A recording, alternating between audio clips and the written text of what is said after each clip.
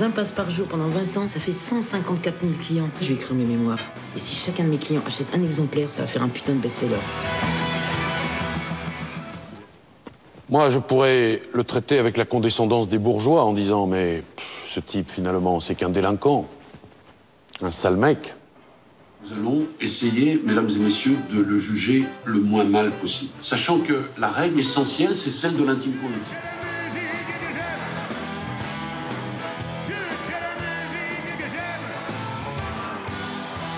Il y a une théâtralité dans le métier d'avocat, ce que je revendique, moi, depuis très très longtemps. Hein. Bien avant même pouvoir imaginer un jour être devant la caméra de Claude Lelouch. Chez nous, il y a des costumes. Ça n'a échappé à personne. Il y a une sonnette quand la cour rentre, il y a une liturgie, il y a un rituel, il y a des phrases que l'on doit prononcer. Chez l'acteur, ça va de soi, par nature.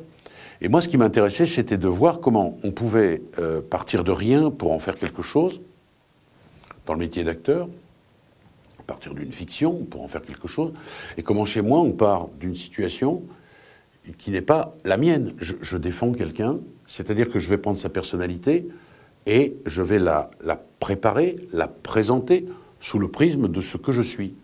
Et si deux avocats plaident pour le même homme, ils ne vont pas avoir la même sensibilité, ils ne vont pas dire les mêmes choses, etc. Donc il y a aussi quelque chose qui est du ressort de la fiction qui se transforme, de l'histoire que l'on transforme. La grande différence, c'est qu'au cinéma, on peut couper. Et mon Dieu que ce serait bien utile quand on plaide mal, de pouvoir tout recommencer. La grande différence, c'est que nous, on est dans la réalité, avec des enjeux qui sont considérables. Au cinéma, ça reste un jeu. Le comédien, il joue. Et puis l'autre point commun, c'est que quand on n'est pas sincère, que l'on soit avocat ou que l'on soit acteur, eh ben, ça se sent immédiatement. T'as déjà trompé ta femme, toi? Jamais de son vivant. Ça veut dire quoi, ça? Comment il faut que je fasse pour te dire que je t'aime? Le jour où tu me le diras les yeux dans les yeux, tu vois, je te croirais peut-être. Bah, Garde à vue, par exemple, qui est pour moi un chef-d'œuvre absolu, servi par des acteurs sublimissimes. C'est dommage, oui. C'est vraiment dommage que vous ne soyez pas venu boulevard de l'Âtre. Vous auriez peut-être compris. J'étais chez vous, moi. Oui, mais vous n'avez rien compris.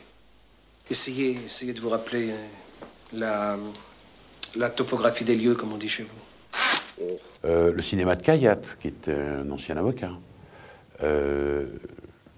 Il y a 1000 autres films qui traitent bien de la justice. C'est compliqué de tous les citer. Ici, on traite de la justice, mais sous le prisme de l'humanité. De cette discussion collective que nous allons avoir avec mes assesseurs, sortira une vérité, que la société va consacrer comme la vérité. Ce que j'aime chez Claude, c'est que c'est pas un moralisateur. Et dans cette période où il n'y a que des saints justes, ça fait du bien. Le film, il rappelle... C'est la clarté dans la confusion. Vous vous souvenez de cette formule de Denner, bon. Que le contraire d'une vérité, c'est pas forcément un mensonge. Qu'on a une part de lumière et une part d'ombre. Que l'être humain est infiniment fragile. Qu'il n'est pas que ce qu'il dit qu'il est. Alors, notre spécialité, toujours d'après moi, ce serait d'être les spécialistes de la clarté dans la confusion. Vous me suivez? Non, évidemment, c'est pas clair. C'est pas clair. Mais je vais être plus précis.